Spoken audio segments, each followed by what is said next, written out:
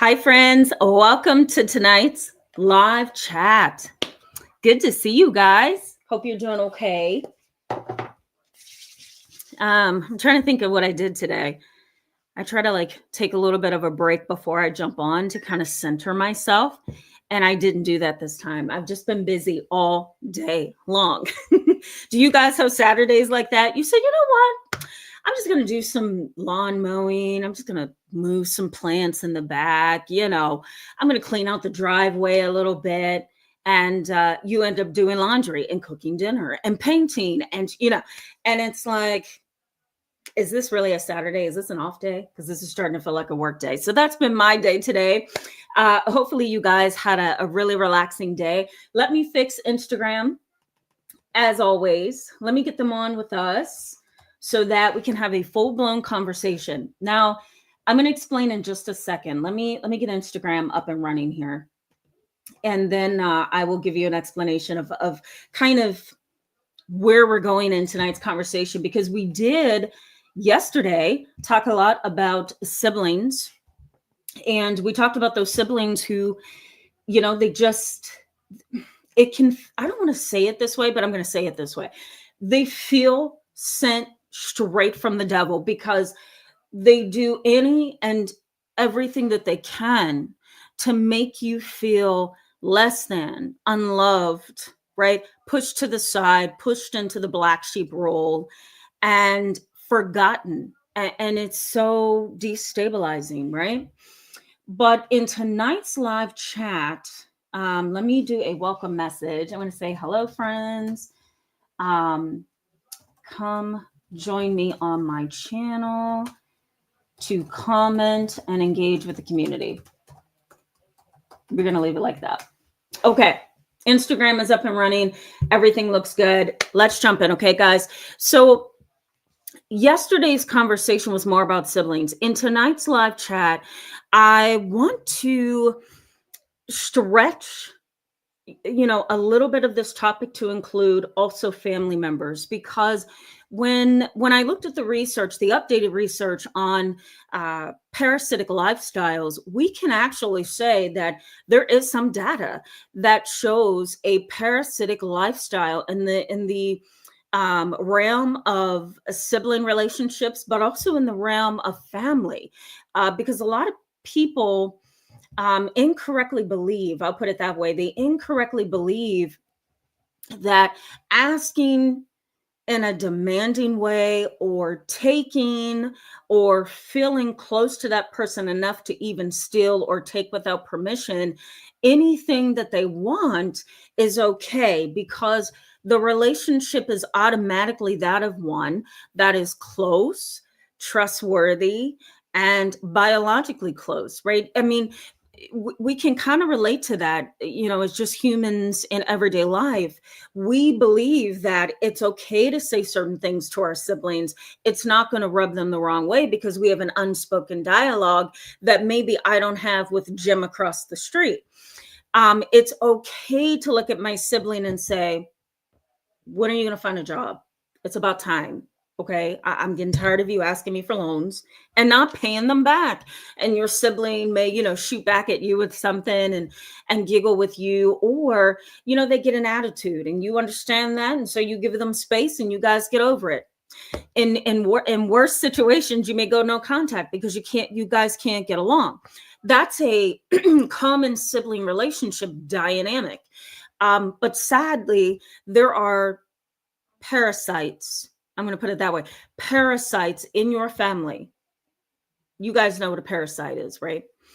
And the job of the parasite is to find its host, right? Which is something that the parasite latches onto. And it kind of drains that site or that thing that it has attached itself to, drains it completely. It's almost like it, takes all of its energy and charge, and then it finds the next host or the next thing to latch onto. And so it's kind of like that with sibling relationships.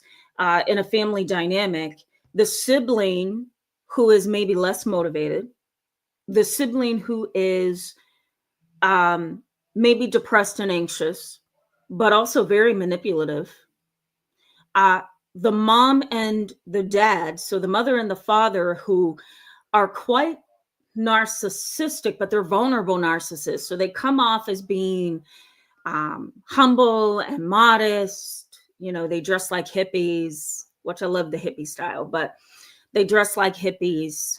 They act like they're homeless. They really try to get people to feel sorry for them in any way, any form, any capacity, in an attempt to kind of be paid attention to get some kind of energy from other people. These kind of family members, they have often a character pathology. We talk about it all the time on this channel. A character pathology is a personality disorder or some kind of, can I say, subclinical behavioral pattern that really isn't diagnosable. That's what subclinical means. It's not diagnosable, but it's headed that direction because the intensity of what they are doing, latching onto me and using me and strangling out of me every ounce of resource that I have, that is a personality problem. That's a personality pathology. This is a person that doesn't sound or seem guilty or shameful for using me. They also don't seem very thoughtful, and they lack personal insight, and they tend to be deceitful and manipulative. And that's because they are aiming at something. They're aiming for something.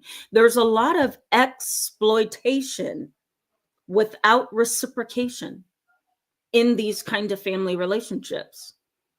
So I'm going to say that again because sometimes it can sound a little blah, blah, blah, blah.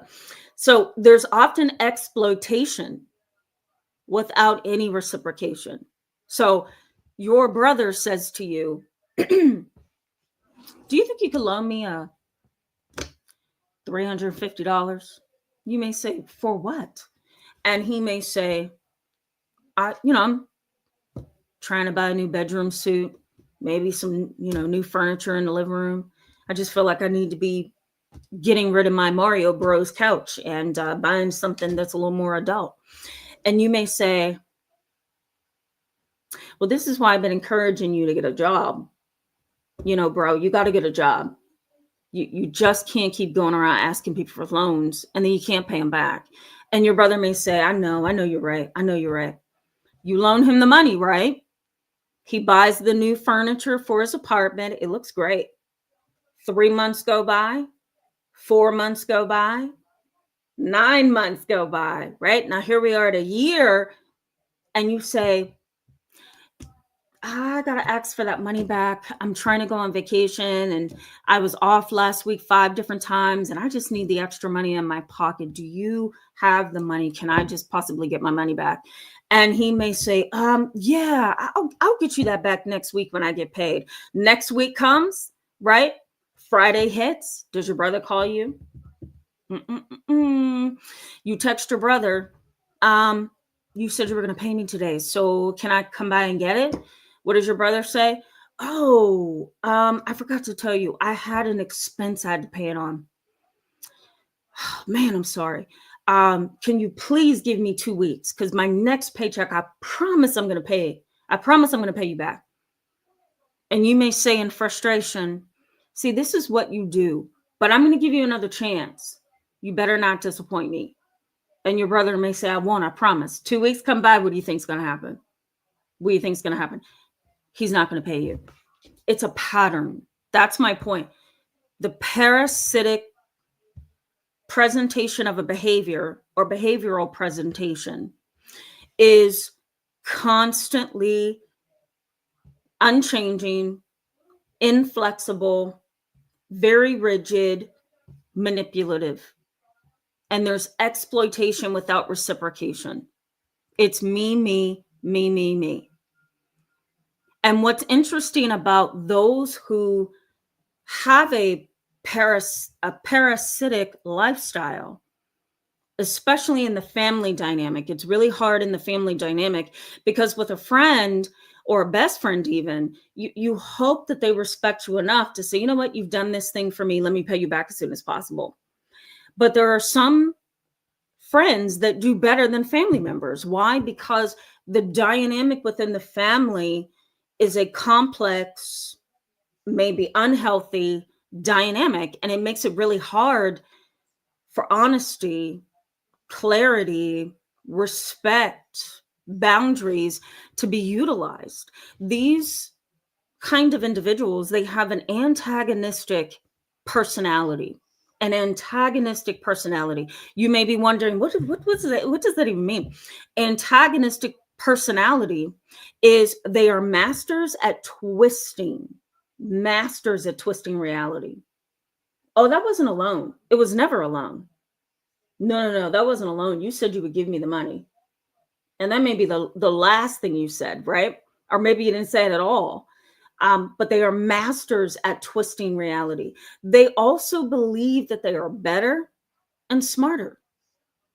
Can you kind of hear where the personality pathology is? We're going down a series of personalities, a series of personality traits, excuse me.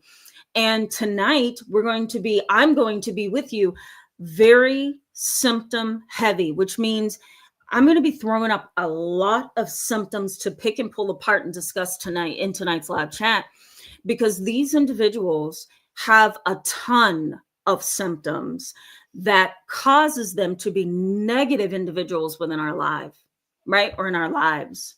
And that is a sad reality. So you can hear the personality pathology already, right?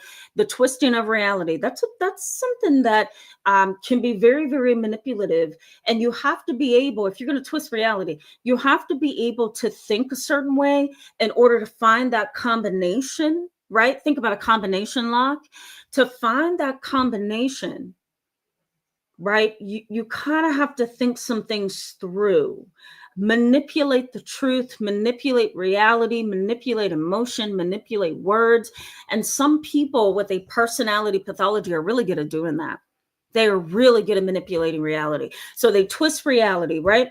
They believe they are smarter, and they also believe that they are better, right? Maybe more calculating.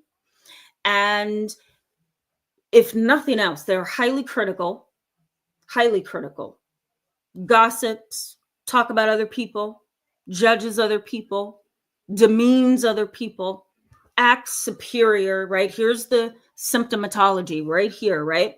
Act superior.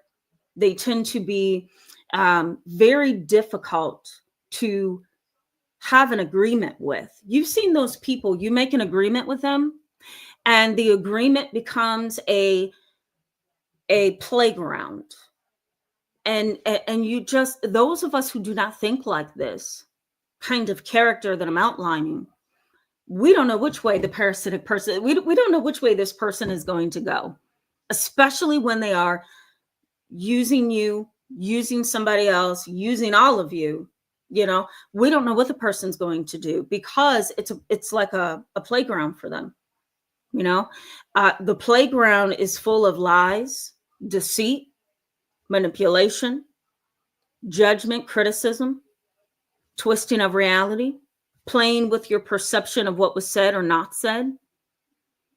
And there's also this internalized idea that they are owed what they ask for. They are owed what they ask for. And when they want something, you better give it to them. Why? Because they're going to explode. So you may find yourself walking on eggshells, tiptoeing around the person, not really knowing which way to approach them about certain things. We're going to get to the impact of these people on how you function in everyday life and in relationship with them. You guys know people like that, primarily family members, siblings, who they just seem to be manipulators of everybody around them. I'm going to tell that one what I want them to hear. I'm going to tell that one what I think they want to hear. I'm going to say whatever I need to say to get the attention here. I'm going to tell dad A, B, and C so I can continue to drive his expensive vehicle because I need to get to work every day. I'm going to tell my sister and my brother what they need to hear so they'll continue to give to me. If I praise and positively reinforce, then I will get in return. And this is where, for those of us who are not like this is where we really have to pause and say, wait a minute, what's happening here? What is happening here? Am I really being manipulated? What is this? And I've been in situations too, personally and professionally, where I'm being manipulated, and I stop in the middle of being manipulated. And I have to just be humble and modest and say to myself, oh, you missed that one, you know? And it's so painful because you know the person has the capacity to use you.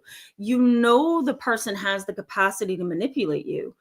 And yet you're kind of going along with them, listening to them, maybe hearing their sob story, maybe hearing something else that you feel is important for them, and it does something to you. And the next thing you know, you're being flexible, you're bending, you're doing what you typically wouldn't do. And that's how you know that you're dealing with a personality disorder. Not always, but you can conclude that this person has something going on when it comes to their personality, because they are manipulative at the core. They know what to say, they know what to do, they know what to tell me. And I don't know why I have bent to their demands when I know that's not right.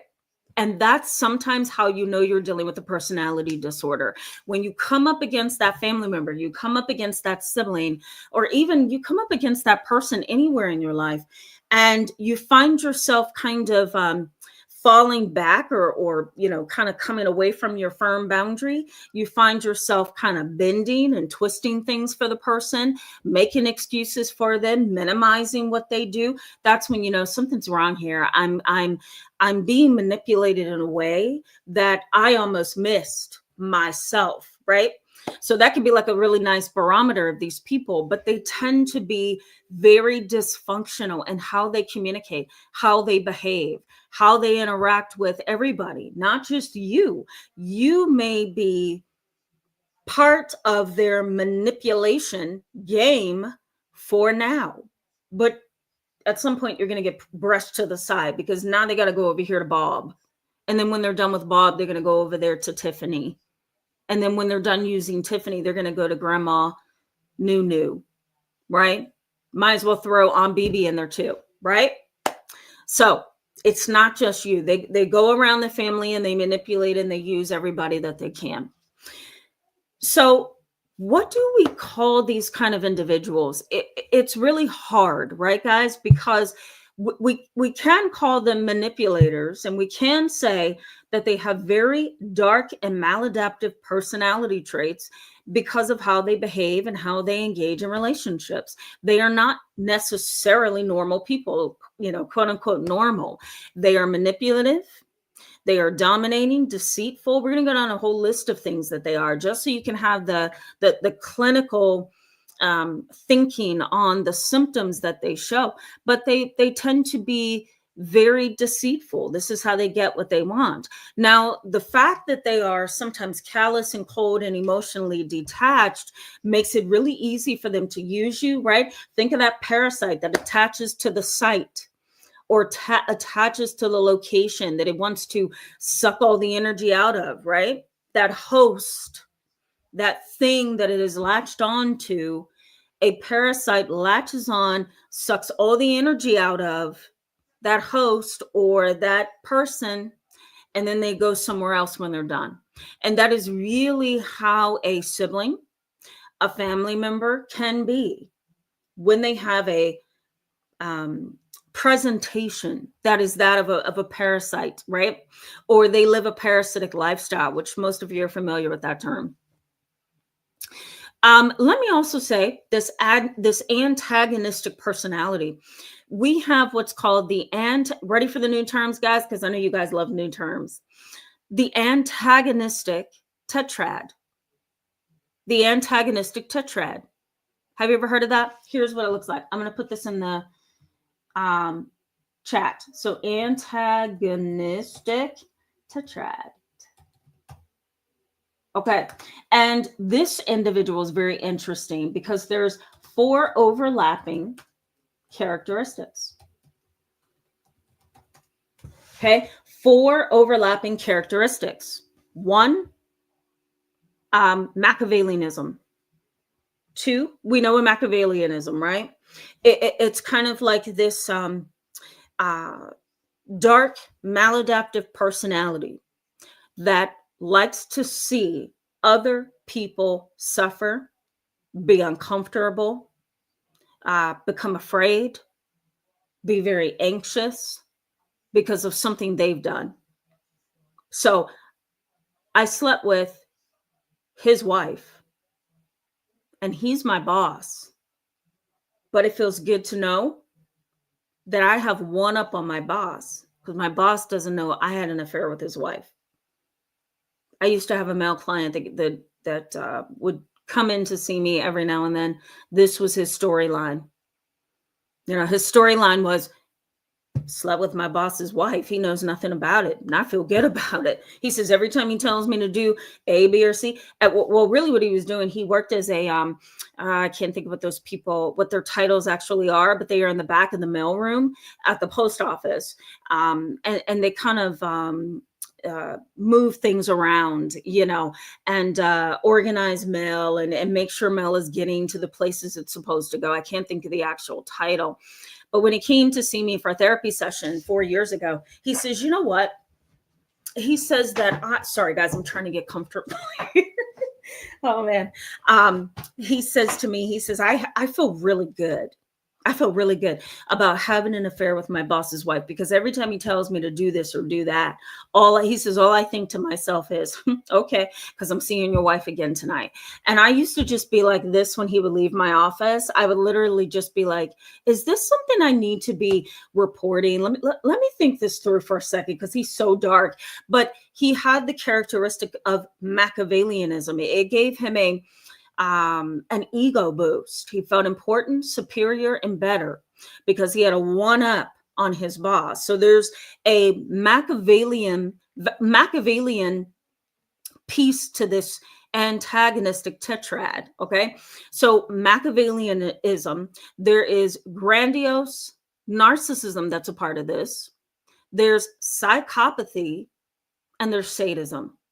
Those are the four overlapping characteristics: Machiavellianism, grandiose narcissism, psychopathy, and sadism. And you put all those together, what do you get? You get a monster, an antagonistic tetrad, right? There's four different parts of your character that makes you a complete threat to society. It makes you a threat to me as a family member, and it makes you a threat to me as my sibling. So what do? And that's really difficult, right? And maybe we can do another live chat where I kind of walk you through how to deal with these kind of personalities. But it's interesting, right? That they have these personality characteristics. It's hard to see that when it's your mom. It's hard to see that when it's your dad, when it's your sibling. It really is, which is why we're doing this live chat, because you need to have the language, But a lot of people kind of get sucked in to the antagonistic individual. That antagonistic personality is sometimes hard to really get around. They have also, before I go to the chat box, they also have, yeah. Let me put this up here for a second before I keep talking. The good glow, says evil to the core. That's exactly it. Evil to the core. That is exactly it. Exactly it. There is no, welcome to the chat, by the way, the good glow. There is no internal guilt, shame, remorse. I hate to say this, but anytime, I'm going to say it anyway, anytime there is a client or a person that I have to observe or evaluate or work with, and I see no shame, I see no guilt, I see absolutely no remorse, I don't think they can be helped. I really don't think they can be helped. Now, somebody may say, really? You don't think they can be treated? No, I do not. If you have no shame, no guilt, no remorse, that is the foundation of how human beings function. If I can't get inside your heart, your mind, and help you change, then no, I don't think you can be healed. Because the whole idea of existing in the world is I have to have some level of guilt so that I can carry a responsibility. so that I can say that I am accountable, responsible, so that I can step back and say, I messed that up. I did that wrong. I treated you wrong. I truly need some help. I'm a person that needs knowledge and education. You can't do those things when you don't have any shame or guilt.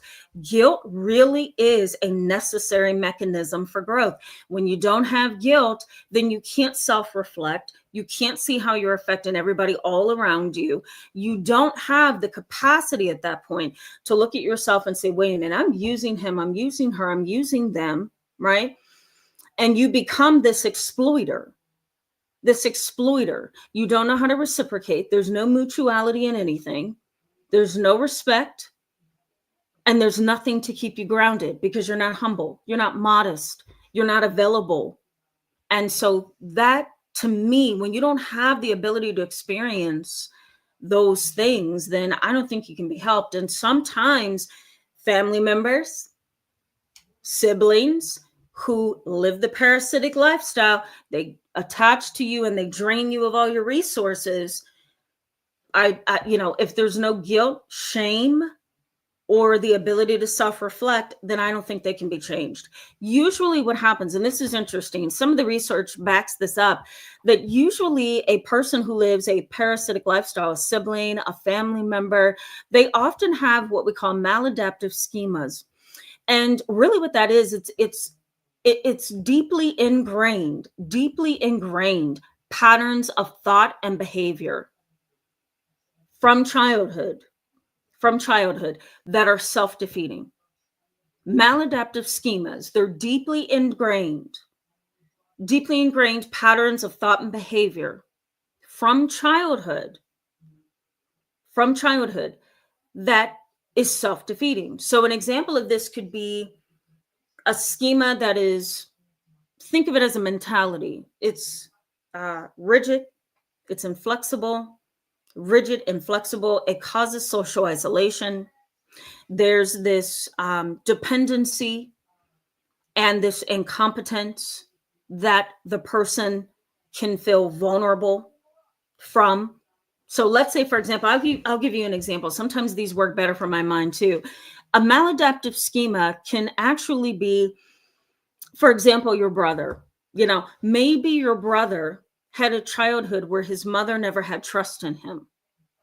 And she criticized and she judged him and she manipulated him and she used him, and you stood by and watched your brother treated this way.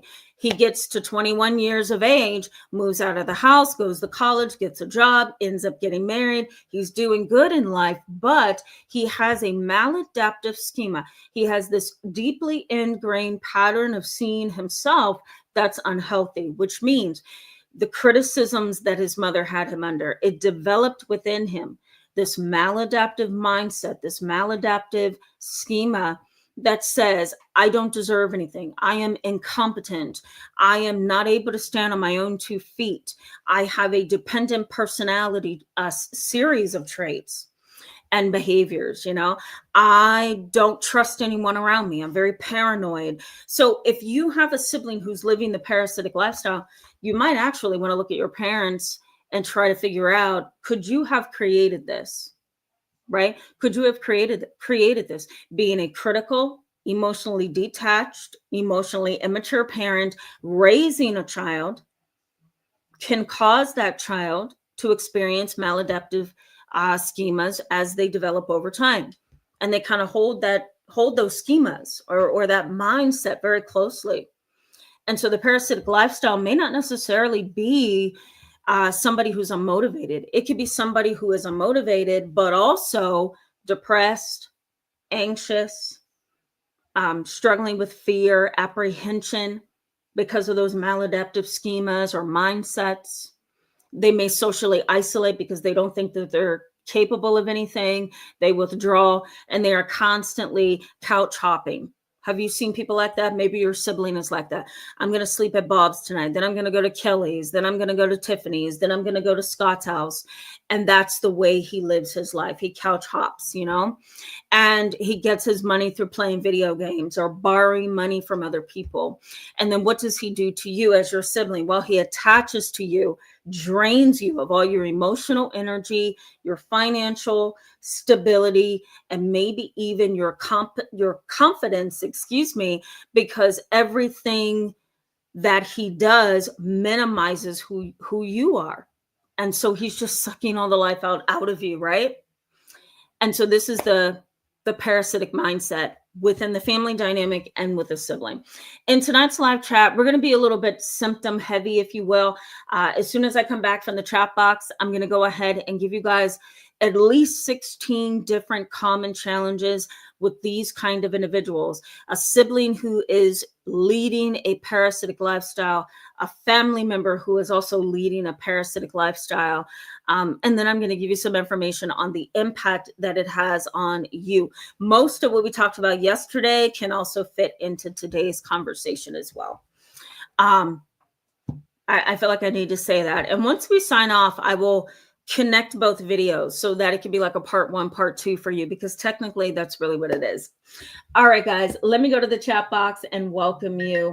And then we will go ahead and continue on. Bro or bruh, do, brodo. I'm going to say brodo. I'm going to say brodo until you correct me. I know exactly who you are. Hello and welcome. Good to see you in tonight's live chat. Good to see you back. Yeah. Hopefully you're back on here.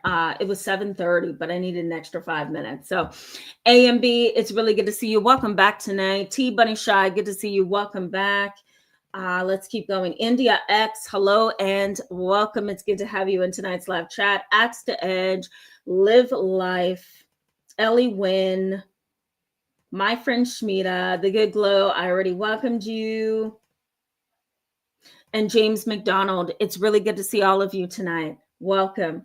All right, we're going to keep moving because we have a lot to get to, guys. Anthony Incognito, hello and welcome back. Good to see you tonight. Lori, good to see you. My friend Shmita says, it's a holiday weekend. No wonder you're so busy. I know, right? That is so true. Thank you for hosting this live with all of us. You're welcome. You're welcome. I'm always so glad to be with you. I really am. Twinsma, that's cute. Hello and welcome to the channel. It's good to have you on live with us tonight. Gary Bennett, hello and welcome. Hope you're doing okay. Keith B, hope you are okay. Hello and welcome. It's good to see you. Lori says, pushed away. Only niece got married and I wasn't invited. Ooh, yeah. That's a dynamic, isn't it? Yeah. Some of the research on toxic family dynamics has suggested that today's generation is a little less forgiving, meaning that they will uninvite you from their wedding in a minute. They will go no contact. They will become an estranged family member, and they will continue going on and living their lives. The statistics and the data on that has skyrocketed. I think this is just a time in our life, either where families are not getting along as well as we would like them to, or the sacredcy of a family dynamic is no longer there. So it's easier to just say goodbye, right? I've also seen some research that says we're becoming more knowledgeable about what family is and isn't. And so that's why we tend to have an accelerated rate of estrangement and going no contact. Isn't that interesting, guys? Christina Smith, it's good to see you back tonight. Welcome. MS, good evening. Good to see you. Hope you're doing okay. India X says, my older sister did that to me. Even when I was a teenager, she would take my things. I would cry. She would take my new perfume and other things. Yeah, absolutely. Yeah. I don't like that. Should siblings share? Yes. Should siblings be made to share? Sometimes. But should siblings feel that there's an automatic, what's the word I'm looking for? Like this automatic invitation to use my things without permission? Absolutely not. There are some families that I have seen in the past, and I've had sibling sessions. I call them sibling sessions because I have both siblings in therapy with me at the same time. And we're talking about the dynamic between the siblings. I had a family where the father said, I think that it's okay if your sister goes in your room and takes your pair of jeans and wears them for the day.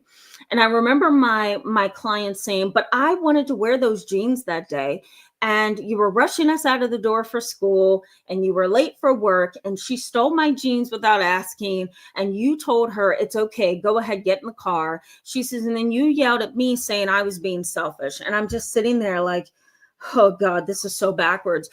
Because it should never get to that point. This is for you, India. It should never get to that point where a sibling says, you know what, that's mine. No, it's not. There's something called a boundary, and it's gracious and it's classy to ask. And if you want to say no, it's a no. You are entitled to say no.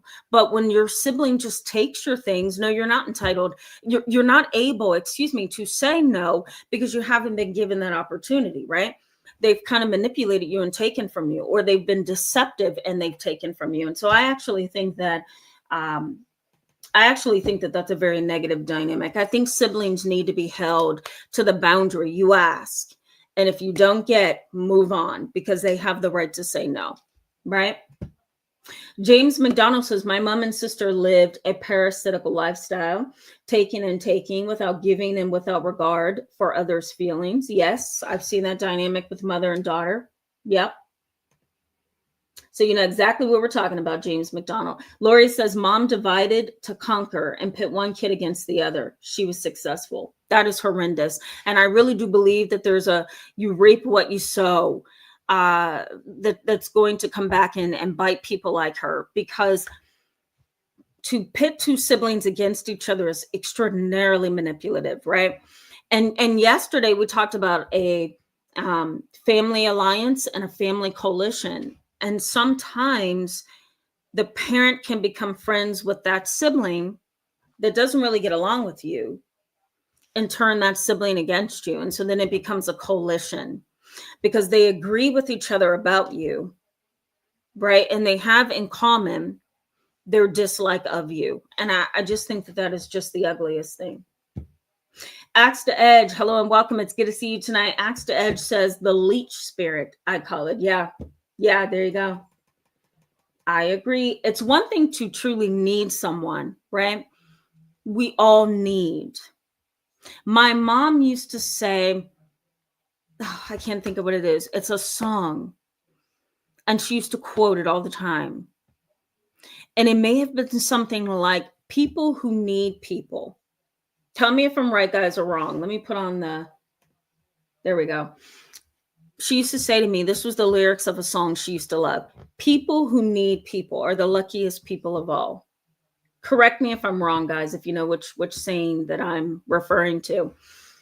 But we all need people, right? It's a part of life.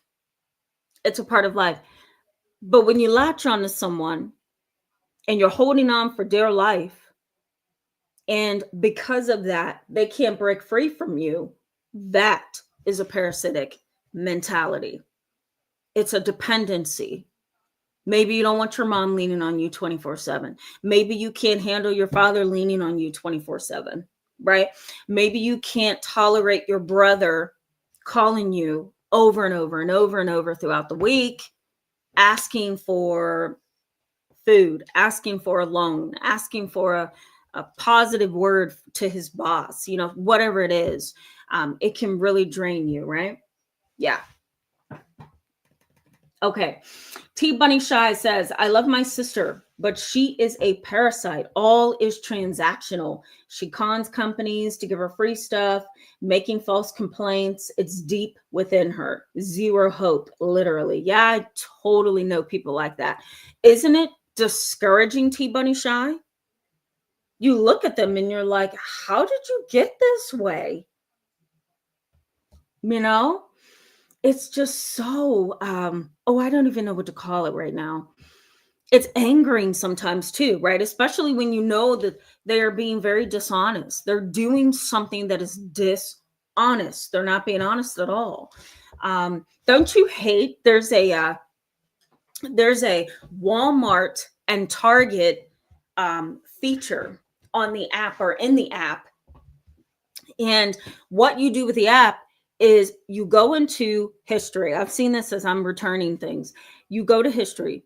You click on, if you're in the Target app, you click on that, transaction that you did July the 7th. And then you click a button that says start a return, right? And then you follow the instructions and you hit, return. And there's a cute little figurine that comes on with an earpiece and says your refund is in operation. And next thing you know, Target bings you and says your refund has been issued. Can you imagine those of a parasitic mindset using that app? They're going to just be returning things left and right. So it's awful when the person manipulates reality and manipulates the tools all around them. It's horrendous, guys. Laura Fett, hello and welcome. It's good to see you tonight. Welcome back. Axe to Ed says, does subclinical mean under the radar? Yes. We can say that. We can say that. Subclinical, yes, under the radar. It's not clinical yet. It's not clinical yet. You're right on the line of being clinically significant. So that's what that means. You're right on the edge of being clinically significant, but right now you're not meeting all the bells and whistles that we need to give you the diagnosis. James McDonald says those looking for constant attention and validation is a telltale sign of someone who is narcissistic or someone who is seriously insecure. Very much agree. Have you seen histrionic personalities? Oh my God. Histrionic personalities are a mess because here's what happens. They start crying, right? They start yelling, they start screaming, they start fussing and complaining. You feel in your soul that right then and there, that's the manipulation beginning. And it's interesting what a histrionic personality triggers within you, because you could be sitting right next to your sister, right? And she has a very manipulative, dominating demeanor. And so her way of getting attention is to elevate her tone of voice, get really loud. She likes to accuse really loudly, right? She loves to turn things and play the victim and say things like, how dare you treat me this way, right? It sounds like they're throwing their voice so that everybody that is around can hear that you have mistreated them, right? Sometimes histrionic personalities become very flamboyant and loud and in your face. And as soon as they start having a quote unquote breakdown, you don't feel your heart budge for them. You just may feel like, oh, here we go again, because they're so theatrical, right? So James McDonald, maybe this is the personality characteristics that you're talking about here, but they do tend to be, especially individuals who live a parasitic lifestyle, they have to have some kind of, what's the word I'm looking for? Histrionics to win you over. If they're rolling all around on the ground and crying and screaming and saying, my life is never going to be the same. I should just kill myself.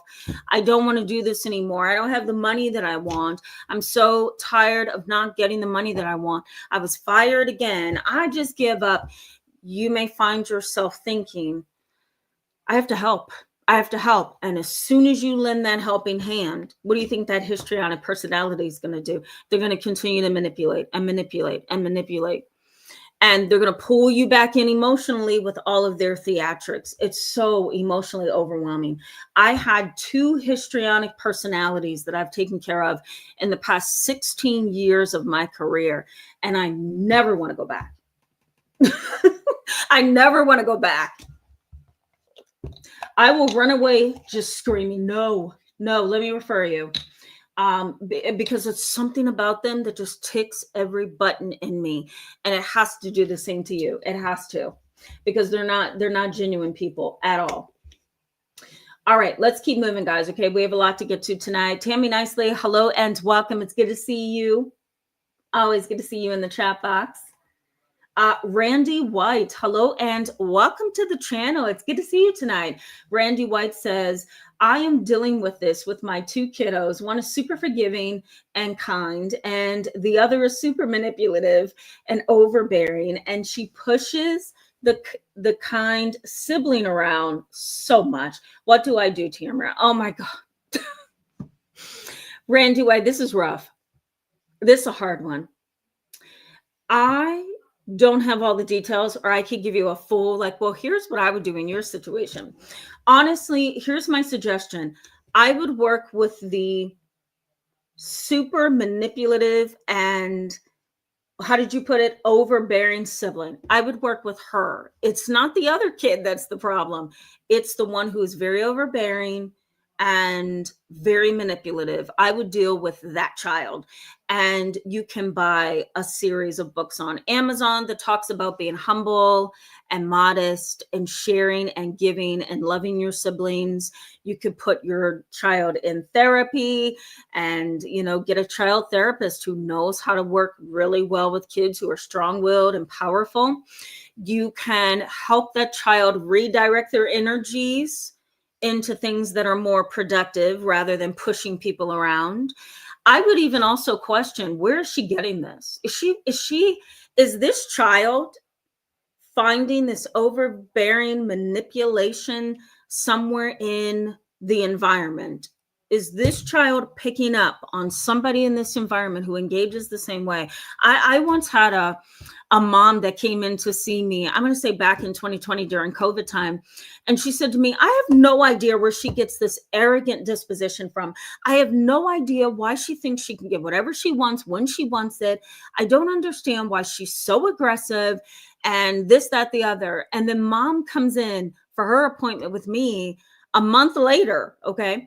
After she was just complaining about her child. And guess what? She shows me a video that someone took of her talking just disrespectfully to a Walmart employee.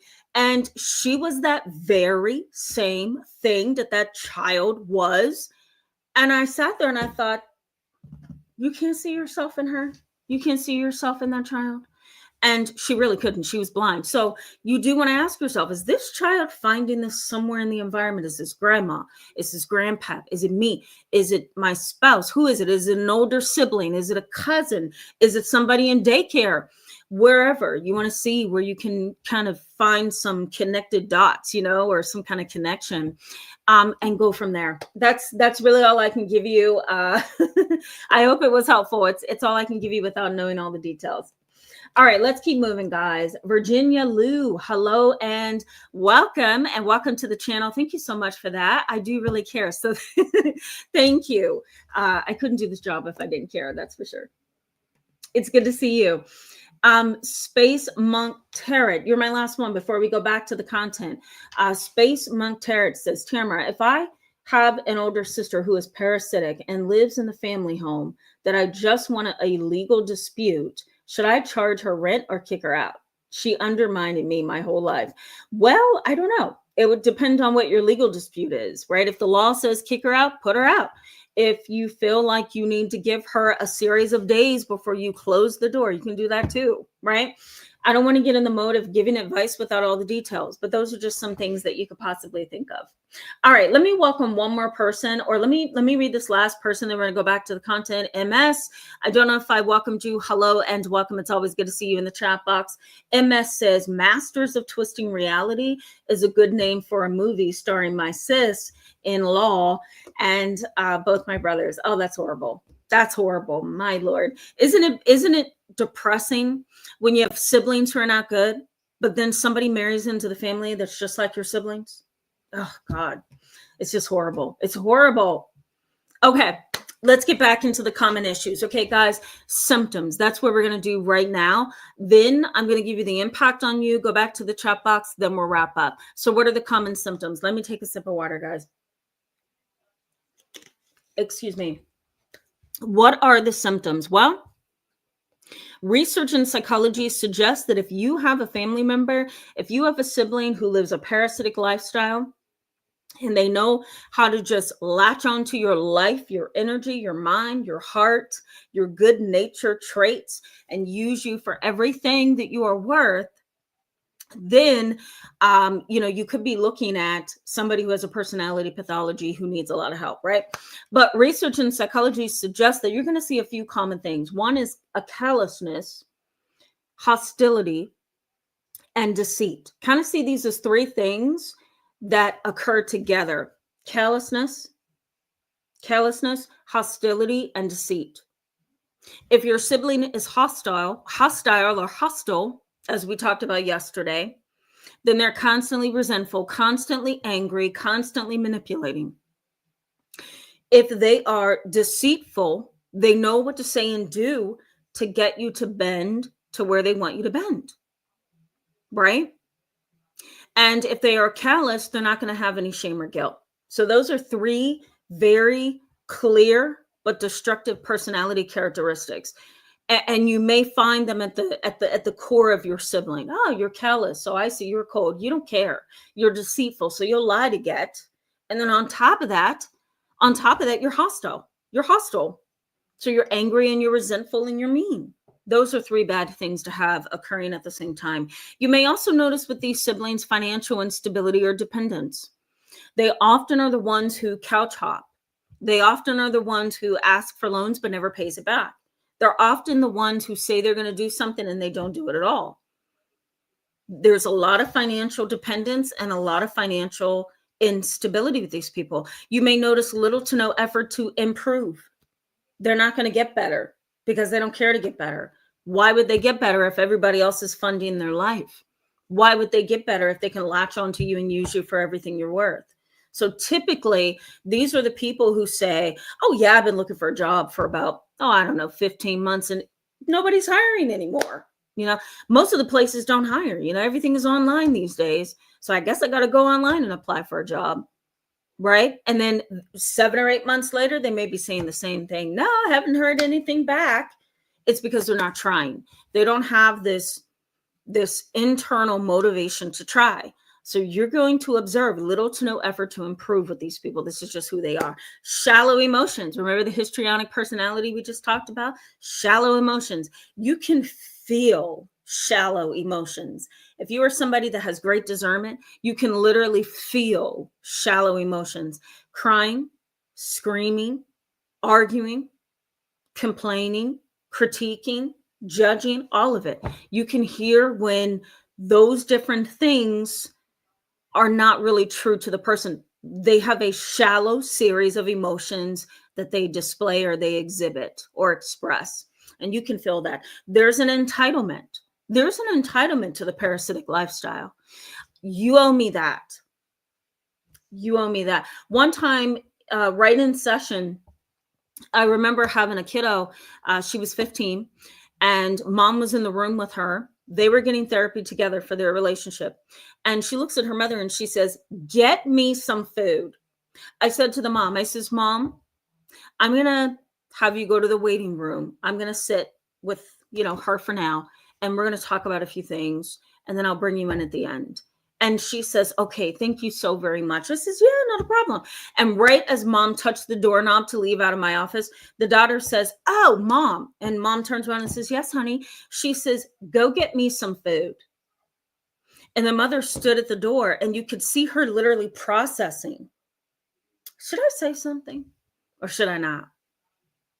Is this therapeutic related or is it not? Like she's really trying to weigh, should I have a problem with this or should I ignore it and deal with it later? She didn't even have to, because before I could get it out of my mouth, I was on top of it. Excuse me? And she looks at her mom and says, please, can you go to Chick-fil-A and get me some food? And mom says, I'll get you some food and I'll see you at the end of your therapy. And I just remember sitting there thinking, what makes you think you have the right to talk to your mother like that? Go get me some food. I wish I would talk to my mother like that. And I'm way over the age of 35. I would still probably get smacked. So, the demeanor of people that live a parasitic lifestyle, even if it's your child, because, children can do this too, mind you. They are dependent upon adults to support them, but we're talking about those highly entitled, highly spoiled kids who feel like they deserve, right? So she was one of them. She felt that she had the right to say to her mother, go get me some food. And if she talks like that in front of her therapist at the time, how does she talk to mom when the therapist isn't in the room, right? It's an ugly, ugly thing to see within your child or a sibling, even a parent, right? You don't want to look at that. It's disgusting. They may also make risky lifestyle choices. Those who live a parasitic lifestyle, they take from them, take from them, take from them, take from the people back there, take a little bit from over here. And then when you address them, they get upset. When you address them, they snap. They become these loud, aggressive individuals, or they withdraw and isolate because now they're caught. Remember, they have an antagonistic personality, meaning they twist reality, right? They feel that they are better and smarter, and they are critical and judgmental. That's at the core of who these people are. This is just who they are. This is how they function. They lack agreeableness. Agreeableness is a personality trait whereby it is easy for us to bend. It's easy for us to compromise. It's easy for us to see a different way of doing things. When you are non-agreeable or you're not agreeable, your personality is more antagonistic. You'll say and do anything or refuse anything and not really be bothered by the response that you get, right? So a sibling or a family member who lives a parasitic lifestyle, they tend to be not very agreeable. They lack agreeableness. They are going to be difficult. They are going to go the opposite direction. They're going to push you back. Remember those Machiavellian characteristics that they have? That's kind of what's out, that's kind of what's playing here. And so this is why they can kind of, push you back and become antagonistic and become angry with you and disregarding of your rights and your needs for their own, in favor of their own, I should say. It's just who they are, right? The Machiavellian and these sadistic traits. That's really what you're looking at. When they are not very agreeable, I should say. Let's also too look at calling them an exploiter. That's really what I'm just going to call it. I was going to use a different terminology, but they're an exploiter. They exploit. That's who they are. And exploitation can come through how you carry yourself, how you treat other people around you, how you talk, what you say, the words you choose, how you give eye contact, how close or how far away you stand on a person. It can all be a display of exploitation. Have you been in situations with a family member, a sibling, or somebody outside of your family where they stand so close up on you, it's hard for you to even think because they're breathing on you, right? And so that's a move. That's some kind of behavioral data to tell you something. And so what is this person doing? Do they like me? Are they being manipulative? Right? Are they trying to exploit me? Are they trying to force me to feel closer to them than we actually are? What are they doing? So standing very closely to you can also be a sign of something going wrong in the relationship or between the two of you, right? So it can show exploitation is really what I'm trying to say. They use seduction. I might as well throw that in here. They use seduction. Women do it all the time to men, right? Put on a little bit of cologne, put on a little bit of lipstick, let your hair go loose, put on a nice color for your tone, your skin tone, and talk to him. And before you know it, he's yours, right? It's disgusting when women use seduction to reel men in so they can abuse them, but that's what they do. Men do it too, right? They also use your weaknesses against you. They use your weaknesses against you. You're afraid of burglaries? I'll burglarize your home. You're afraid of having no money? I'm going to drain your whole bank account. They know that you have a fear. And so they grasp onto that fear and they use it to their advantage. It's parasitic, you know. They also show socially inappropriate behaviors, inappropriate seduction. There may be just disgusting and disrespectful things that they do in society because they have a certain way about them. It's antagonistic. They don't care.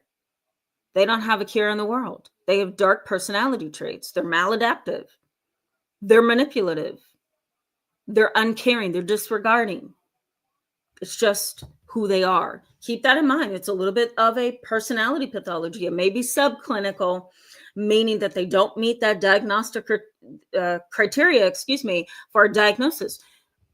But they most certainly have a problem. It's subclinical, and it might rise to a clinical level later in life, but they have a problem. They keep coming back to you. That's another thing. That we're seeing in the field of psychology when it comes to these antagonistic personalities, or this kind of exploitation and parasitic living. They really do keep coming back to you. They know you're an easy target. They know you're a kind target. They know that you're family oriented, or they know that you're not going to speak up for yourself. Whatever the case may be, they tend to keep coming back to you. They leave and they come back to you. That's a sign you're doing something sometimes to maintain their inappropriate behavior. Maybe you're reinforcing them and you don't realize it. So we can get into that in future live chats. But for the purposes of tonight, you may want to ask yourself, am I doing something that's keeping this parasitic lifestyle going? Am I enabling? Am I supporting? What am I doing here? And if not, something else may be keeping them coming back to you. But that's how they do it. They loop right back around to you. They may go and be away from you for a while, maybe even years, and they come and they loop back around to you, and now they're ready to use you. There's a lack of humility, and honesty. A lack of humility and honesty. It's not inborn. It's not there. It's not innate. They have dark maladaptive behavioral and personal characteristics. They're exploiters. There's no reciprocation. There's antagonistic characteristics. They twist reality. They're criticizers and judgmental, and they believe they are better and smarter. And that's why they lack humility, and that's why they lack honesty. They have an underdeveloped self. You know how most of us, we're just growing over time, and we're trying to accept what life is giving us, and we're moving forward, and we're aging, we're getting older, we're pushing forward, sometimes for better things in our world. And yet, the sibling, the family member who has a parasitic mindset of things is stuck, literally stuck in quicksand, and they are sinking. Why are they sinking? They don't have stability. They don't have financial or employment stability. Nobody believes in them. Most people have probably caught on to their deceit and lies, and they're exploiters. So they have an underdeveloped self. They haven't grown. They haven't expanded their mind. They're just stuck. There was one more that I wanted to give you, and I can't remember it. Oh, they may have a dependent personality disorder. A dependent personality disorder, meaning they don't know how to move over here or move over there without you. They have a really hard time making decisions. They have a really hard time being independent into themselves. And they may also find a lot of things about themselves that they feel is incompetent and inexperienced. And so they latch on to that person who is experienced and competent, and they hope that they can get something from you because they are dependent. They don't know how to let go. They don't know how to move away and go over there and find your own identity. Go over there and find a job. Go over there and find your own education. They don't know how to do that because they're latched onto you like a parasite. and they're just draining you of all your energy. Remember yesterday we talked about emotional vampires, emotional hangovers, and you can really feel that way when you're dealing with these people. I had a fellow student that went to college with me. We were in a predominantly female university, and I remember running into this young lady. The freshman orientation was happening, it was freshman year of college. And for those of you who understand how orientation goes, you usually sit amongst the class that's coming in to the university with you, so that you guys are a cohort. You're going to graduate at the same time if you stay on that educational track. And so for my university, it was a predominantly female university, so I didn't have any guys there except for professors. And on the campus for orientation, we learned about how to unlock your locker, how to get to the cafeteria, how to get into the gym and use your swipe cards for the exercise equipment, what some of the programs are, what the majors are, who some of the professors are. It's a whole introduction to college life. I sat down with my mom. My mom was there with me. My grandma at the time, she was there with me. And life was new and beginning for us. So we were just kind of uncertain about things. But here's where I went wrong. This young lady sits beside me, and I'm talking with my mom and my grandma, but she's sitting over here at my right side. And she's sitting there with the orientation packet on her lap. And she's forgetting that this is new to me too. So what she does is she looks over at me and she says, "Excuse me, I'm trying to find, I thought I heard as I was trying to sit down, you can get onto the exercise equipment, but you have to have a code." I said, "Oh, yeah, go to page 9. She flips to page 9 and she says, "Okay." And she's like looking at me like, "Can you point it out?" I said, "If you read page 9, you're going to see it in there." And instead of her saying, "Thank you so much, I appreciate that," she says, Where was it? What sentence was it?" And I'm thinking, okay, she's new. I'm new. We're afraid. We're uneasy. Anything is possible. But it continued.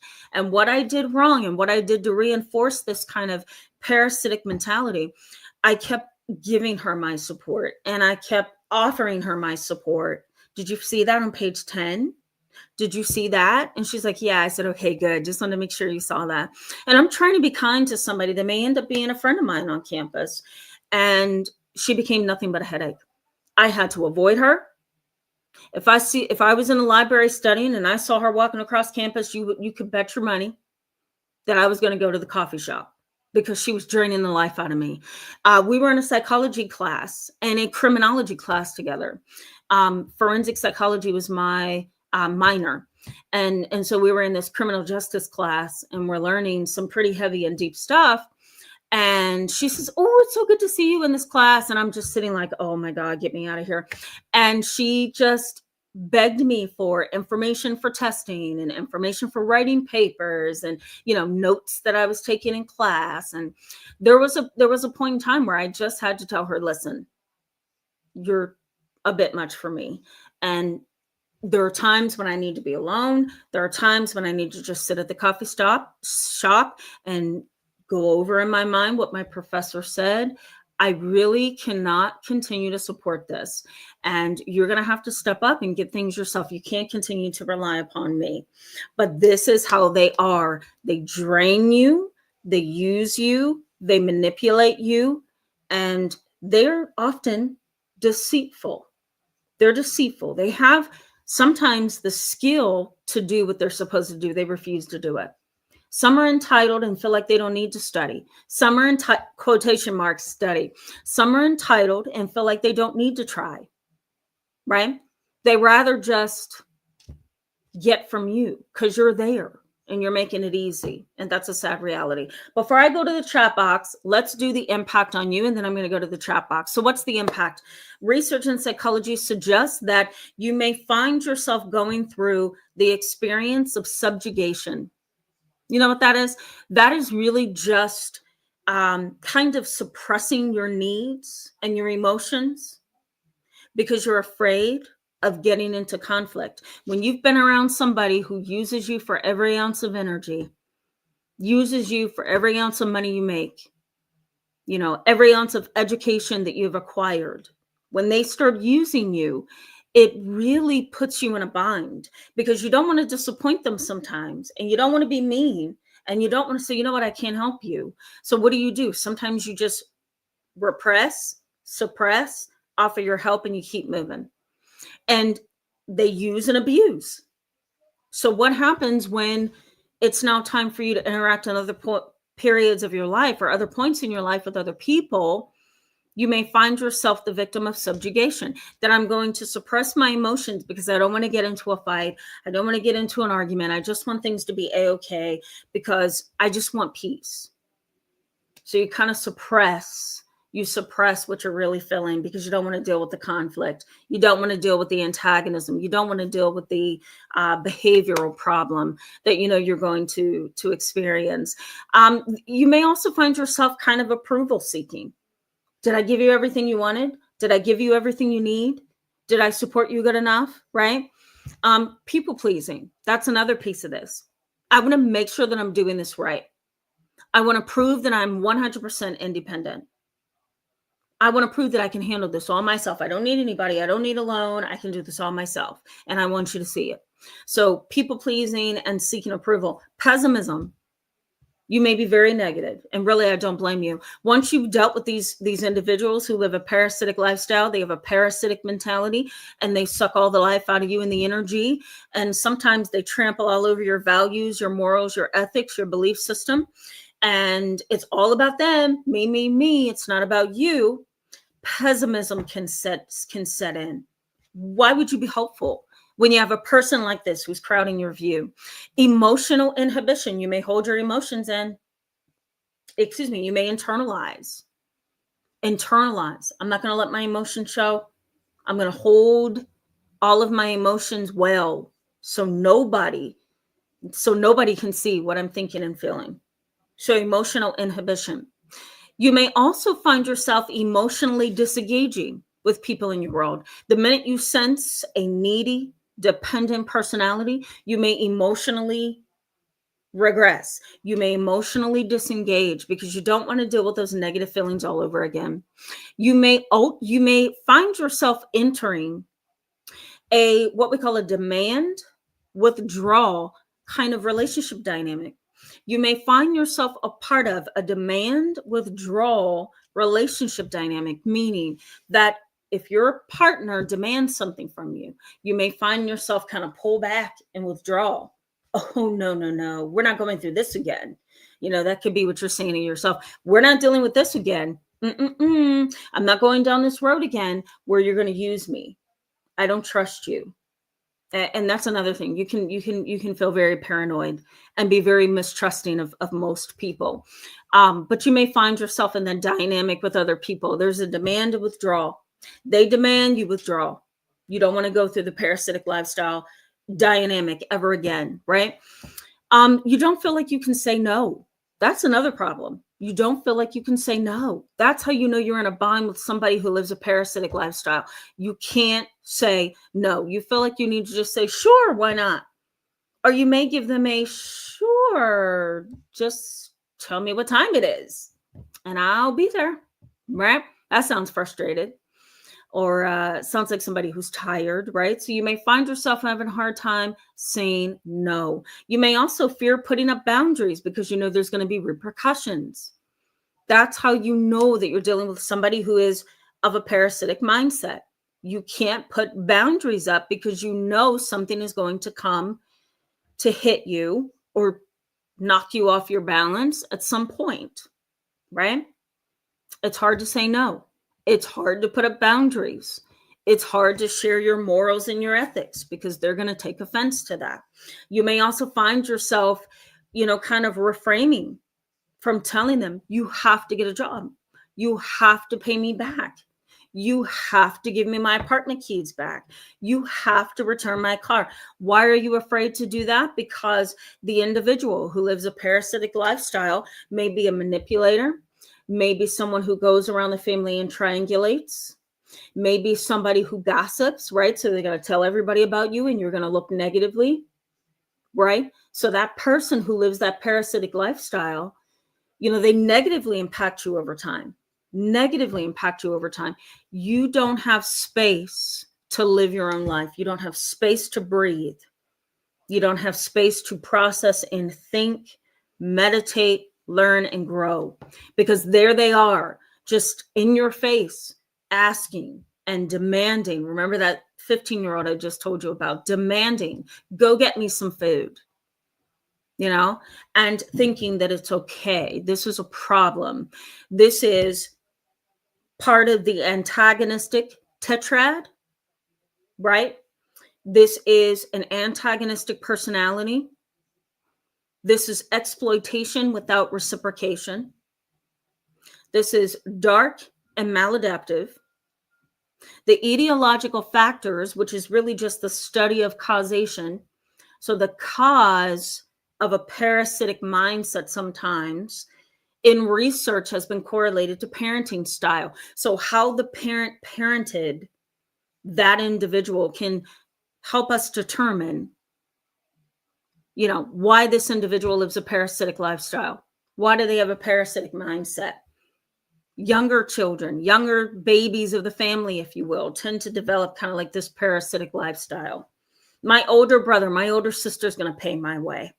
My cousin's going to pay my way because he always has, right? And you want to also keep in mind that their personality traits are sometimes subclinical, but they also entail Machiavellianism, grandiosity, right? Or grandiose narcissism, psychopathy, and sadism. You don't want to forget their maladaptive schemas either. I'm just reviewing this with you.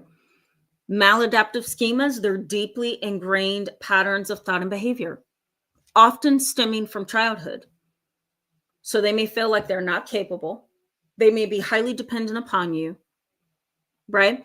Highly manipulative, and they must get their way.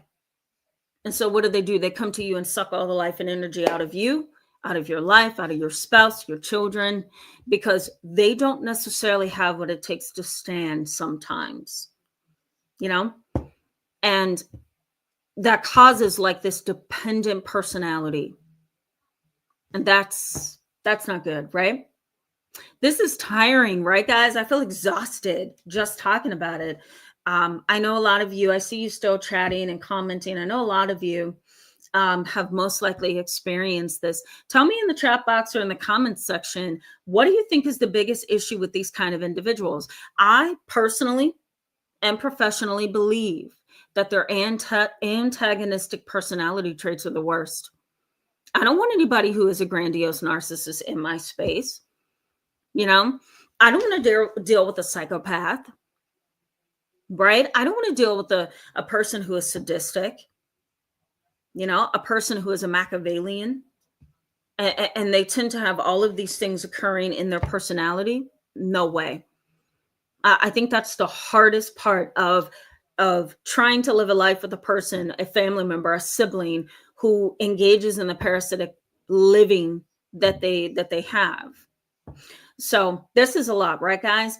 All right, I'm going to go back to the chat box, engage with a little bit of you, and then we're going to go ahead and wrap up. Okay. Carl Mullen. Hello and welcome. It's good to see you in tonight's live chat. Carl Mullen says, my narc brother lied straight to my face when I knew 101% what he did. Yeah. Deceitful, liars, dark, and maladaptive. You want to keep that in mind. Deceitful, liars, dark, and maladaptive. That explains them. 100%. James McDonald says, creating strong boundaries is a great deterrent against parasitic and emotionally abusive people who want to exploit you. Yeah, boundaries, right. And for people, let me also throw this in here, for people who know they're dealing with a parasitic lifestyle, maybe I should turn it around because it makes better sense this way. A person who lives a parasitic lifestyle, once you know that you're dealing with that kind of a person, you do want to set that boundary and keep that boundary. Some people feel like, put up with a little bit here. I can waver a little bit over there. All I have to do is just kind of do this and we'll be okay. Not for all individuals who live a parasitic lifestyle. You kind of have to stay firm, because if you become too wishy-washy, what are you doing?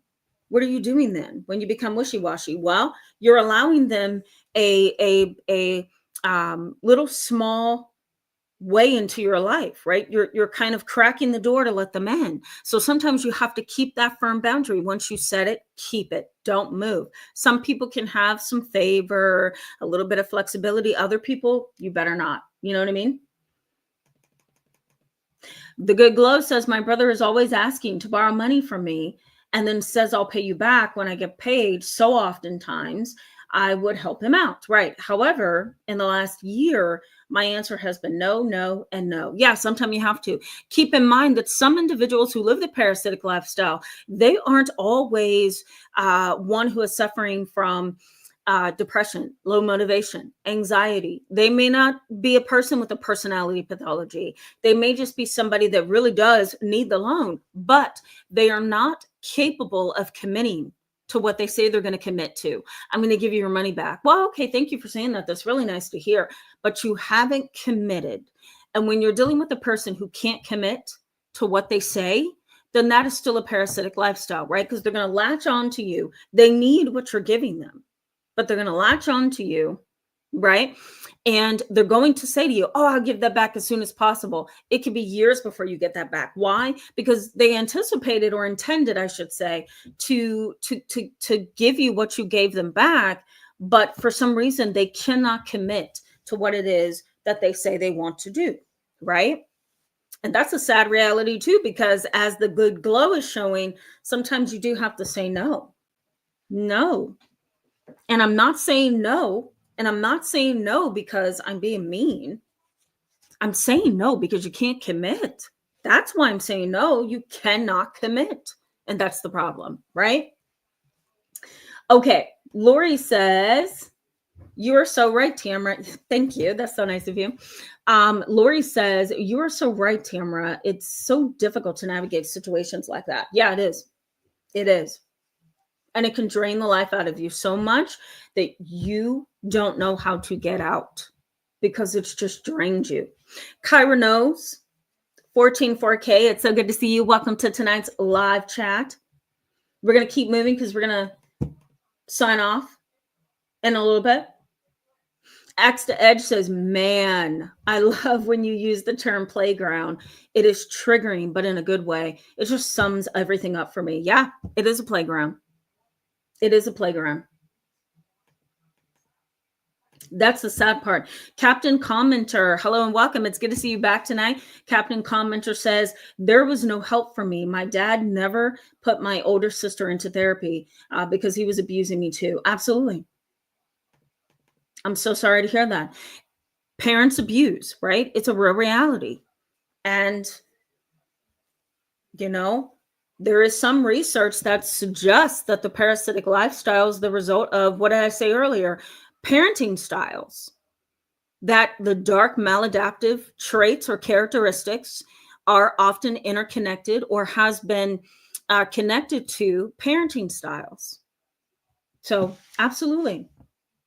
That is a commonality. I hate to say it, Captain Commenter. Okay, let's keep moving, guys. I want to make sure I get most of you. Virginia Lou says I think she meant they are winning the manipulator championship. They are winning the master manipulator championship. Yeah. Oh, yeah. Oh, yeah.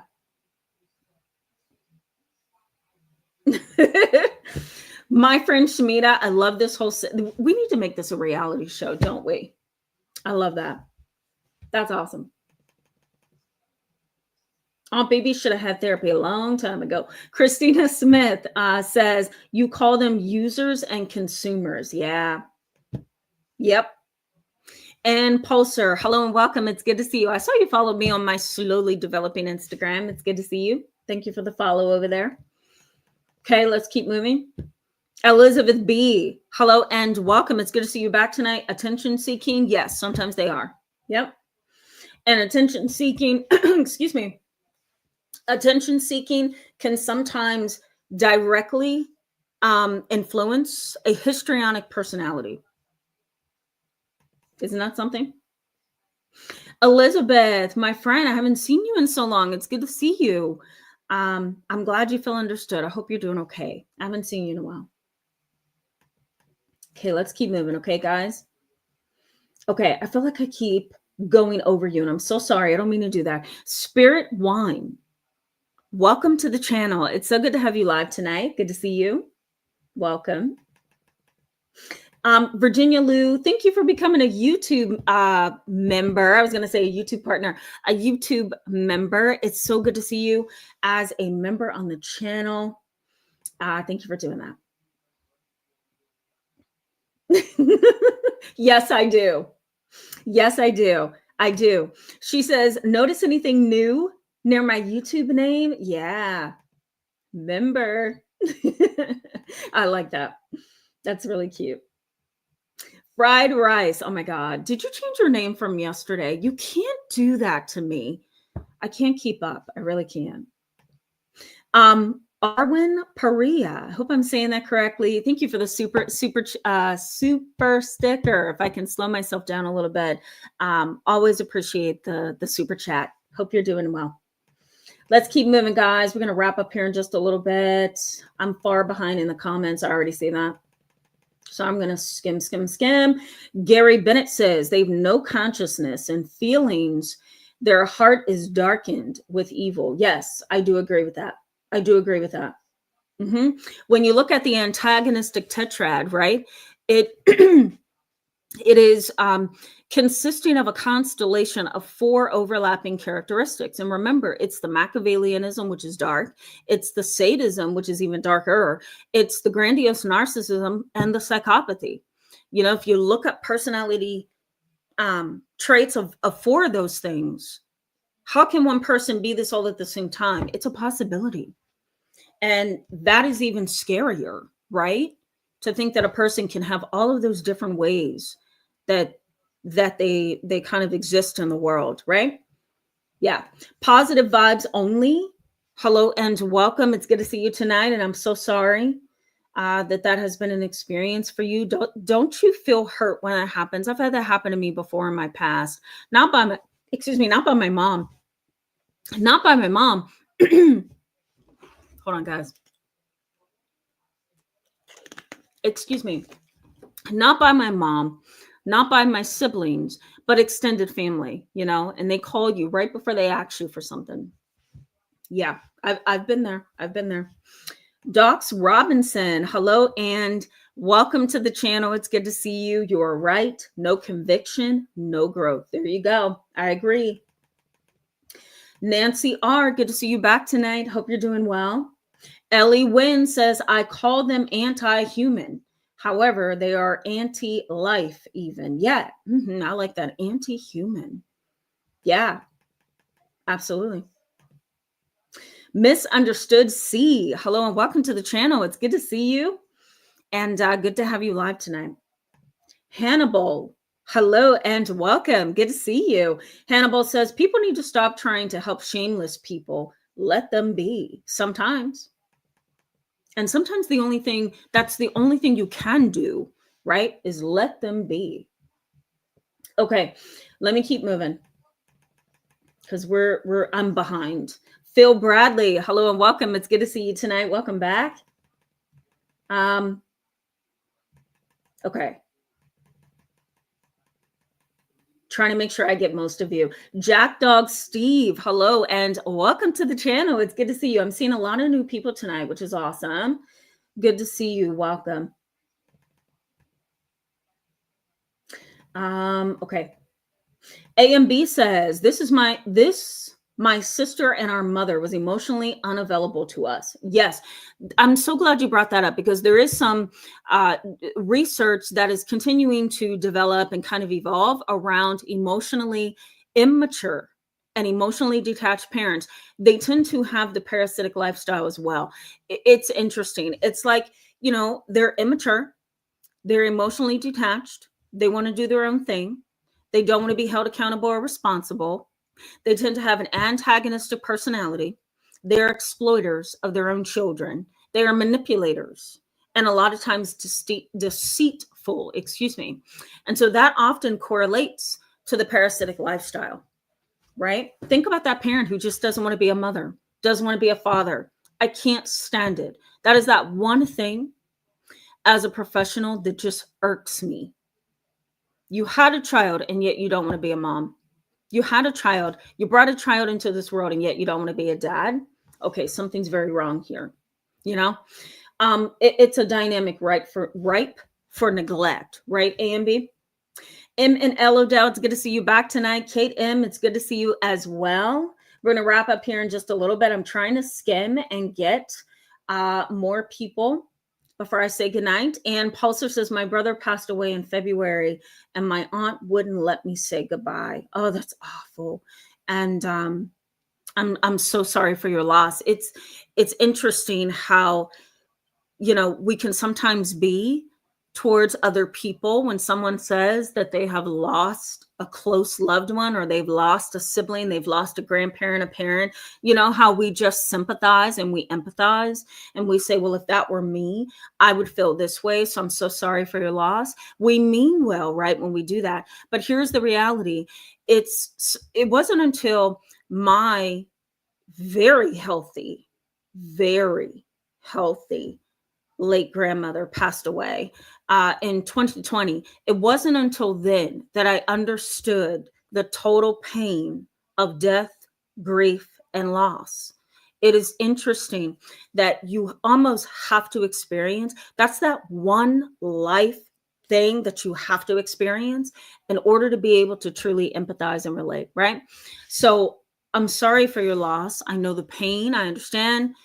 It's really difficult. And it's also difficult to navigate a toxic family dynamic in the midst of a family member who has been lost, right? So I totally understand. Totally understand. Okay. Did I miss anybody?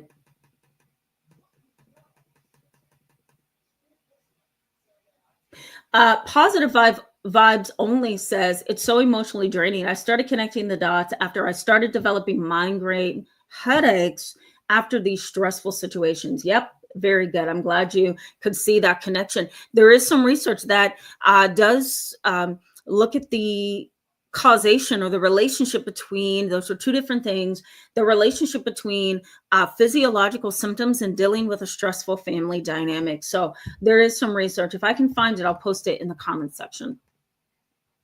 Keith B said, the reap what you sow happened to a family friend. The two younger kids want nothing to do with the mom. The oldest daughter only communicates with her. She tried to bond with me, but I knew her deal. Yeah, I understand.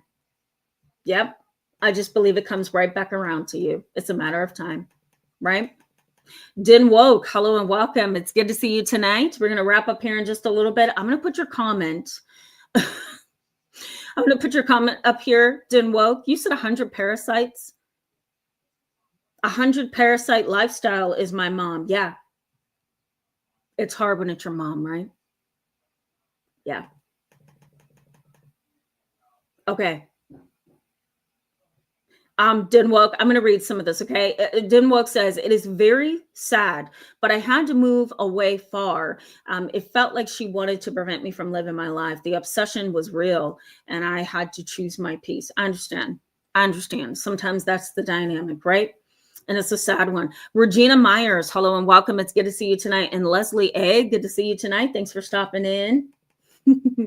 Okay, let's wrap up. I'm going to find one really good comment to end on. My friend Smita says, oh, wow, what a histrionic personality triggers in you. I've never thought of how they make me feel, but it's usually guilt, anger, shame, aggravation. Oh, I have a whole ton of emotions that get triggered within me. That is my weakness. I cannot deal with a histrionic personality in therapy. If I have somebody, I tend to be a very laid back therapist. That's just kind of my my personality style. If I have a histrionic client that's like bouncing and buzzing all around me and rushing me and speeding and talking loud and singing loud. One time, I had a young lady, she was 17 and a half, so almost 18. And she was in the school district that I was a therapist for a while. I even watched her grow up. I watched her grow up from the age of 10 to 17. But she changed, somewhere along the line. So, she sat down with me outside. It was a summer day. I was leading the summer school program and talking with a staff member. And she comes and sits next to me and she says, Miss Tamara, before I graduate this year, she's like, can I sing a song for you? And I says, oh my, yes. And I looked at my watch. I said, I literally have 10 minutes. I'm all ears. And I was so pleasantly, excited. I couldn't wait to hear what she was going to say. And she started off so aggressively in that song. I don't even know the song. I couldn't even hear the words. Why? Because she was loud, aggressive, screaming at the top of her lungs, singing like an opera singer. Then she broke into rap and then came back as an opera singer.